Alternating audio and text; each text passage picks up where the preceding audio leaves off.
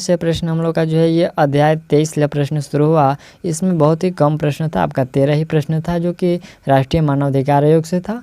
अब हम लोग का जो है अध्याय 23 शुरू हुआ जिसमें राष्ट्रीय महिला आयोग। पहला यहाँ से प्रश्न है कि निम्नलिखित में से किस अधिनियम के द्वारा राष्ट्रीय महिला आयोग की जो स्थापना की गई। तो राष्ट्रीय महिला जो आयोग है इसकी स्थापना किया गया था राष्ट्रीय महिला आयोग अधिनियम 1990 के तहत किया गया था। अगला प्रश्न है कि राष्ट्रीय महिला आयोग में सम्मिलित होते हैं, तो इसमें क्या है कि एक अध्यक्ष और 5 जो सदस्य इसमें सम्मिलित होते हैं। तीसरा प्रश्न है कि राष्ट्रीय महिला आयोग के अध्यक्ष व सदस्यों का जो कार्यकाल, तो इनके सदस्यों का जो कार्यकाल होता है ये 3 वर्षों का होता है। ऑप्शन यहाँ से हम लोग का सी सही होगा, 3 वर्षों का। और चौथा प्रश्न है कि राष्ट्रीय महिला आयोग की प्रथम जो अध्यक्ष कौन थी, तो प्रथम अध्यक्ष थी जयंती पटनायक। अगला प्रश्न है कि राष्ट्रीय महिला आयोग के अध्यक्ष व सदस्यों की नियुक्ति कौन करता है, तो यह नियुक्ति राष्ट्रपति के द्वारा की जाती है। अगला प्रश्न है कि राष्ट्रीय महिला आयोग के यहाँ पर जो महिला आयोग जो है किस प्रकार की संस्था है, तो यह जो है एक प्रकार की यहाँ पर जो संविधिक और बहुसदस्यीय जो है वो संस्था है। संयुक्त राष्ट्र द्वारा किस वर्ष को अंतर्राष्ट्रीय महिला वर्ष के रूप में जो है घोषित किया गया था, तो यह घोषित किया गया था 1975 को। नेक्स्ट प्रश्न यहाँ से हम लोग का 8वें नंबर प्रश्न है कि अंतर्राष्ट्रीय महिला दिवस ये कब मनाया जाता है, तो यह अंतर्राष्ट्रीय महिला ये आपको 8 मार्च को मनाया जाता है। राष्ट्रीय महिला आयोग का जो मुख्यालय है वो कहाँ स्थित है, तो ये मुख्यालय है नई दिल्ली में। अगला प्रश्न है कि राष्ट्रीय महिला आयोग की स्थापना कब हुई थी, तो इसकी स्थापना जो है ये 1992 में, जनवरी 1992 में। निम्नलिखित में से कौन सा अधिकार जो राष्ट्रीय महिला आयोग का नहीं है, पूछा गया है कि नहीं है, तो इसमें तो हम लोग का दोनों में से जो है ये ए और बी दोनों ही सही है, ये जो हम लोग का नहीं होगा। ठीक, ऑप्शन सी जो है नहीं है। यहाँ पर है कि आरोपी पर जुर्माना लगाना और आरोपी को गिरफ्तार करना निम्नलिखित में से जो है यह अधिकार जो है राष्ट्रीय महिला आयोग का नहीं है, तो दोनों में से यहाँ पर ए और बी दोनों। ठीक, अगला यहाँ से प्रश्न है कि केंद्रीय महिला व बाल विकास मंत्रालय ने बच्चों को यौन अपराधों से सुरक्षा के लिए कब जो है पॉक्सो ई वॉक्स का जो है आरंभ किया, तो यह आरंभ किया गया था 26 अगस्त 2016 को। अगला प्रश्न है कि निम्नलिखित में से कौन जो है राष्ट्रीय महिला आयोग में पहले पुरुष सदस्य नियुक्त किए गए हैं। पहले पुरुष जो है वो आलोक रावत को जो है नियुक्त किया गया है। अगला प्रश्न है कि निम्नलिखित में से कौन जो है 2 बार राष्ट्रीय महिला आयोग के अध्यक्ष रह चुकी है, तो वह जो है गिरिजा व्यास, ये 2 बार रह चुकी है। अगला 15 नंबर है कि राष्ट्रीय महिला आयोग अपनी जो वार्षिक रिपोर्ट है ये किसे प्रस्तुत करती है, तो ये केंद्र सरकार को प्रस्तुत करती है। चलिए अगला जो प्रश्न यहाँ से हम लोग का, इसमें भी कम प्रश्न है, 15 ही प्रश्न है। अब हम लोग का जो है अध्याय 24 से जो कि राज्य भाषा से प्रश्न शुरू हुआ। पहला जो प्रश्न है कि निम्नलिखित में कौन सा कथन जो असत्य यानी कि गलत है, तो वर्ष 1985 में राज्य भाषा विभाग का जो गठन किया गया था ये गलत है। ठीक, पहला है कि भाषा के आधार पर जो गठित होने वाला जो प्रथम राज्य वो आंध्र प्रदेश है।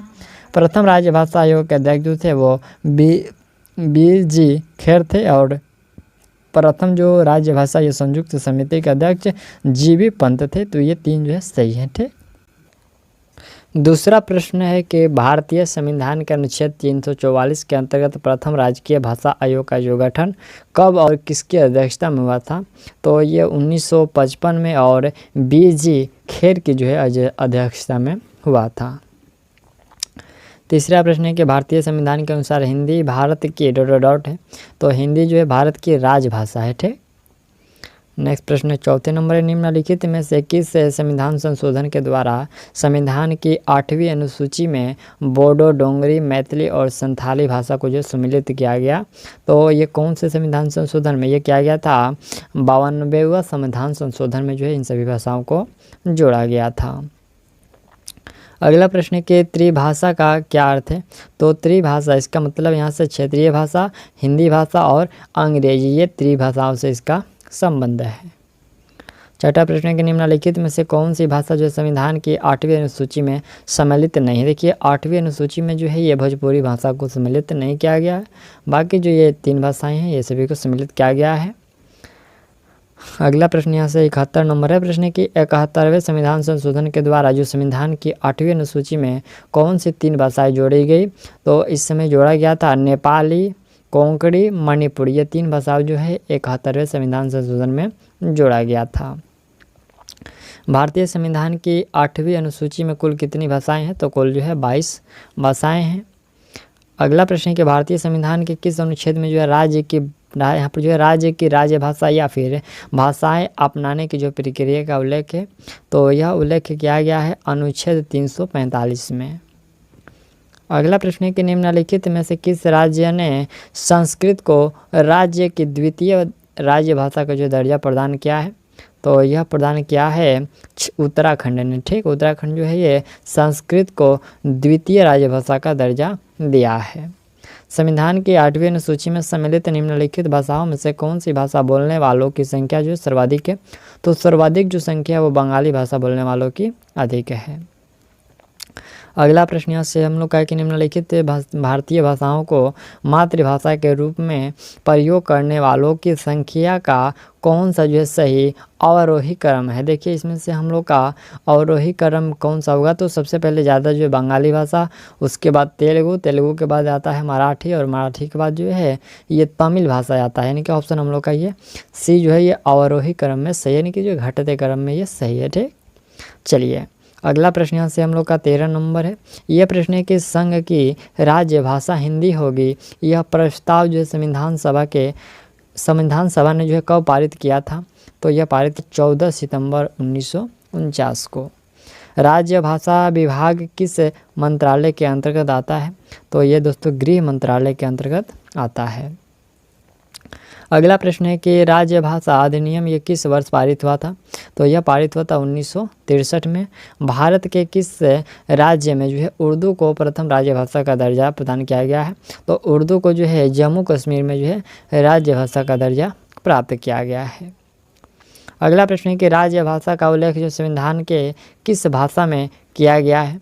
तो यह किया गया है भाग 17 में। भारत की सरकारी भाषा, यहाँ पर भारत की सरकारी भाषा संबंधी प्रावधान का जो संशोधन है ये किस प्रकार हो सकता है। तो यह हो सकता है कम से कम जो है 2/3 बहुमत से जो इसका संशोधन हो सकता है। 19 नंबर प्रश्न है कि भारतीय संविधान के किस अनुच्छेद में हिंदी को राज्य भाषा के रूप में उल्लिखित किया गया है। कौन से संविधान में, कौन से अनुच्छेद में। तो यह किया गया है अनुच्छेद 343 के ए में। ठीक, चलिए नेक्स्ट प्रश्न यहाँ से हम लोग का 20 नंबर है कि भारतीय संविधान के किस अनुच्छेद में प्राथमिक जो स्तर पर मातृभाषा में शिक्षा देने का जो है उपबंध किया गया है। तो यह किया गया अनुच्छेद 350 के क में। ठीक, ऑप्शन डी याद रखिएगा। प्रश्न है कि भारतीय संविधान में किस अनुच्छेद में जो प्राथमिक स्तर पर जो है मातृभाषा में शिक्षा देने का उपबंध है। तो ये अनुच्छेद 350 के क में है। अगला प्रश्न यहाँ से हम लोग का ये 21 नंबर प्रश्न के हिंदी दिवस किस तिथि को मनाया जाता है। तो हिंदी दिवस याद रखिएगा 14 सितंबर को मनाया जाता है। और अगला प्रश्न 22 नंबर है कि किसी भाषा को किसी राज्य की राज्य भाषा के रूप में स्वीकार करने का अधिकार किसे है। तो यह जो अधिकार है दोस्तों राज्य विधानमंडल को है। अगला प्रश्न है कि सिंधवी भाषा को किस संवैधानिक संशोधन द्वारा जो संविधान की 8वीं अनुसूची में शामिल किया गया। तो यह शामिल किया गया 21वें संविधान संशोधन के अंतर्गत है। अगला प्रश्न है कि भारत यहाँ पर जो राज्य भाषा कार्यान्वयन समिति की बैठक एक वर्ष में कितनी बार होनी चाहिए। तो यह एक वर्ष में जो है 4 बार होनी चाहिए। अगला प्रश्न है कि निम्नलिखित में से कौन सी भाषा संविधान की 8वीं अनुसूची में शामिल नहीं है। दोस्तों इसमें से जो 8वीं अनुसूची में अंग्रेजी भाषा को शामिल नहीं किया गया है। अगला प्रश्न है कि भारतीय संविधान की 8वीं अनुसूची में कौन सी जो भाषा वर्ष 2003 में जोड़ी गई। तो 2003 में जो जोड़ी गई थी उस समय संथाली भाषा को जोड़ा गया था। ठीक, संविधान में यहाँ पर संविधान में 8वीं अनुसूची में सम्मिलित कुछ भाषाओं का नाम है जो टोटल 22 भाषाएं हैं। देख लीजिए यहाँ से 21 भाषाएं ही दिया गया इसमें। तो देख लीजिए 22 है। ठीक है, यहाँ से 22 तक है। और यहाँ पर पहला है असमिया, हिंदी, कोंकणी, मराठी, पंजाबी, तमिल, डोगरी, संथाली, बंगाला, कन्नड़, मलयालम, नेपाली, संस्कृत, तेलुगु, बोडो, गुजराती, कश्मीरी, मणिपुरी, ओडिया, सिंधवी, उर्दू और मैथिली। ये सभी जो है 22 भाषाएं हैं।